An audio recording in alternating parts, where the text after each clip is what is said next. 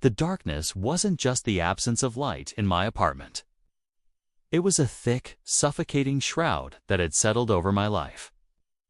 Grief, sharp and relentless after the sudden loss of my partner, had hollowed me out, leaving behind an aching void filled only with apathy and despair. Days blurred into a monotonous cycle of barely functioning. Forcing myself out of bed felt like climbing Everest. Work was a fog I somehow navigated. Evenings dissolved into takeout eaten standing over the sink, or often skipped entirely. Friends tried to reach out, their calls often going unanswered, their invitations politely declined. The world felt muted, distant, irrelevant. I was adrift, untethered, sinking slowly into an abyss of my own making. It was during one particularly bleak stretch, scrolling aimlessly through social media, one of the few connections to the outside world I still passively maintained, that I saw him. A picture posted by a local animal rescue. A scruffy, medium-sized dog with mismatched ears, one brown eye and one startlingly blue, and a look of profound weariness that resonated deeply with my own. His name was Buster, found wandering severely underweight with signs of past neglect. His kennel card described him as timid and needs a quiet home. Something about his slightly broken, unassuming presence snagged my attention in a way nothing else had for months. On impulse, fueled by something other than the usual inertia, I drove to the shelter. Not with any real intention of adopting, just to. To see the shelter environment was jarring. Loud, chaotic, filled with desperate energy. I almost turned around, but then I found Buster's kennel. He was huddled in the back corner, exactly as pictured, looking small and overwhelmed. He didn't bark or jump. He just watched me approach with those mismatched, wary eyes. I knelt outside his kennel, not speaking, just observing. He didn't cower, but he didn't engage either. He simply existed, radiating a quiet sadness that felt like a mirror to my own. We stayed like that for a long time, two broken souls regarding each other across a chain-link barrier. In that shared silence, a tiny, unexpected spark ignited within the darkness inside me. Not joy, not yet, but a flicker of purpose. Maybe I could help him. And maybe, just maybe, focusing on someone else's brokenness could distract me from my own. Against all rational thought, given my own fragile state, I adopted Buster. The process felt surreal, like watching myself from a distance. The shelter staff were cautiously optimistic but clearly concerned, emphasizing Buster's need for patience and stability. Commodities I felt distinctly lacking in myself. Bringing Buster home was anticlimactic. He was terrified. He wouldn't walk on the leash, so I carried his trembling body into my apartment. He immediately darted under the coffee table, pressing himself into the darkest corner, refusing to emerge.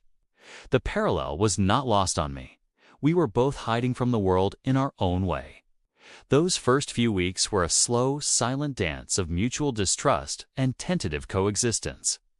I put his food and water near the table, left him undisturbed. I went through the motions of my own bleak routine, acutely aware of the silent, watchful presence under the furniture. I didn't know how to fix him. I barely knew how to fix myself. But Buster needed me. Not in a demanding way, but in a fundamental one. He needed food, water. Potty breaks, which initially involved me carrying him outside, where he'd relieve himself quickly before scrambling back towards the perceived safety of the apartment. He needed basic care. And forcing myself to provide that care, however mechanically at first, began to chip away at my inertia. I had to get out of bed to feed him. I had to go outside, even briefly, to walk him. I had to speak, even if it was just soft, meaningless murmurs directed at the space under the coffee table. "Okay, Buster, time to eat. Let's try going outside, bud." These small, essential tasks began to impose a structure on my shapeless days. They were tiny anchors in the vast, empty ocean of my grief. Slowly, tentatively, Buster began to respond to the quiet routine. The lack of pressure, He started emerging from under the table when I was in another room. He began eating while I was present, though he still eyed me warily. One evening, while I was slumped on the sofa, lost in a familiar wave of sadness, he crept out, walked slowly towards me, and gently took a piece of popcorn I dropped from my outstretched, unmoving hand. It was the first sign of trust, a fragile bridge built across our shared fear. As Buster gained a sliver of confidence, his needs evolved. He needed more than just basic sustenance. He needed gentle interaction, reassurance. And as I focused on providing that for him, something remarkable began to happen to me. Teaching him to walk on a leash required immense patience. He'd freeze, pancake to the ground, or try to bolt back inside. But celebrating the tiny victory of him taking 2 voluntary steps beside me before shutting down gave me a flicker of accomplishment I had unfelt in months. Seeing the fear in his eyes when a loud truck backfired and then feeling him press slightly against my leg for reassurance sparked a protective instinct that momentarily overshadowed my own pain. Researching positive reinforcement training techniques to help him overcome his anxieties gave my mind something concrete to focus on beyond my own sorrow. Our walks gradually lengthened. From hesitant steps down the apartment hallway to brief excursions around the block, then, eventually, slow explorations of the nearby park. These walks forced me out into the sunlight, into the world. I started noticing things again, the changing leaves, the sound of birdsong, the greetings of neighbors I'd previously avoided. Buster, sniffing intently at every bush, discovering the simple joys of grass beneath his paws, reminded me that there was still beauty and interest in the world, even if I had forgotten how to see it. Buster wasn't magically cured, and neither was I.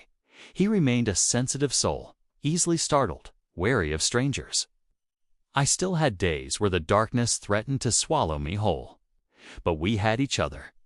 On days when getting out of bed felt impossible, Buster's gentle nudge with his cold nose, his expectant look towards the door, was the motivation I needed. His quiet presence beside me on the sofa during long, lonely evenings was a comforting weight against the emptiness.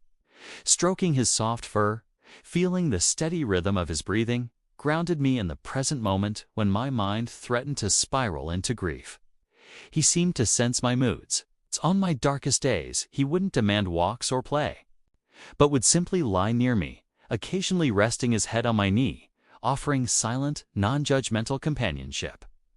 His needs gave me purpose, but his quiet affection gave me solace.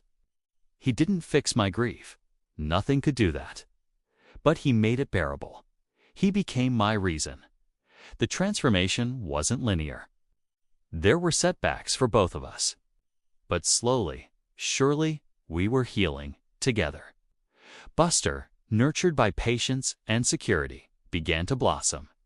His tail started wagging more freely. He greeted me with happy wiggles when I came home. He even initiated tentative play, nudging a toy towards me with his nose. Watching him discover joy, witnessing his resilience, inspired my own. If this little dog, who had clearly endured so much neglect, could learn to trust and find happiness again, then maybe, just maybe, I could too. One afternoon, sitting in the park, watching Buster chase a butterfly with uncoordinated glee, a genuine smile touched my lips. The first real smile I could remember in over a year. A neighbor stopped to chat, remarking on how much happier Buster seemed. "He's really come out of his shell," she said. Then she paused, looking at me kindly. "And you know, so have you." Her words struck me. It was true. In the process of saving Buster, of focusing on his healing, I had inadvertently begun to heal myself. His dependence had forced me back into the stream of life. His resilience had inspired me. His unconditional love had chipped away at the walls I'd built around my heart. He hadn't erased the darkness, but he had shown me how to find the light switches again. He had led me, step by hesitant step, back towards connection, back towards hope, back towards myself. Buster, the timid shelter dog nobody seemed to want, became my furry guardian angel, my therapist, my steadfast companion. He didn't just need me. I desperately needed him. Our story isn't just about rescuing a dog. It's a testament to the profound, reciprocal power of the human-animal bond. He saved me from the darkness, not by magic, but by simply needing me, by loving me unconditionally, and by reminding me, through his own quiet journey, that healing often comes not in isolation, but in the shared vulnerability and unwavering support found in the most unexpected of connections. We saved each other.